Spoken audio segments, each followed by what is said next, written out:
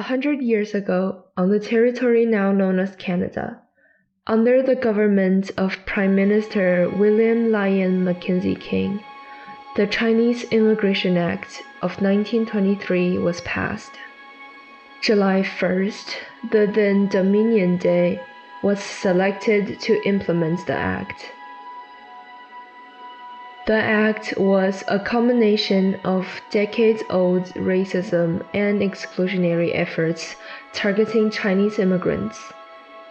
Earlier attempts, such as the head tax imposed by the 1885 Chinese Immigration Act, only temporarily curtailed Chinese immigration. The 1923 Act, however, proved to be very effective, as it barred virtually all ethnic Chinese from entering Canada. Those found to have illegally immigrated, assisted in violation of the Act, or failed to comply with the Act in other ways could face imprisonment, often accompanied by fines.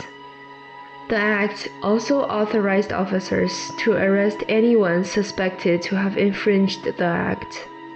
Any individual of Chinese descent, young and old, could be subjected to hours of interrogation trying to prove their identity. Even one minor error in recalling a detail could result in punishment.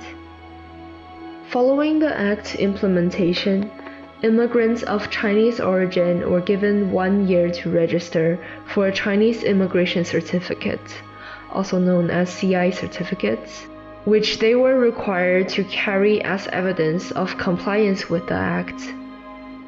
Canada-born Chinese were not exempt. They were issued CI-9 certificates by the Chinese Immigration Service of the Department of Immigration and Colonization. A line at the bottom of these identifications read, "This certificate does not establish legal status in Canada." The Chinese Immigration Act of 1923 became commonly known as the Chinese Exclusion Act. It separated families, exacerbated economic struggles faced by Chinese immigrants, and magnified segregation and discrimination on various levels.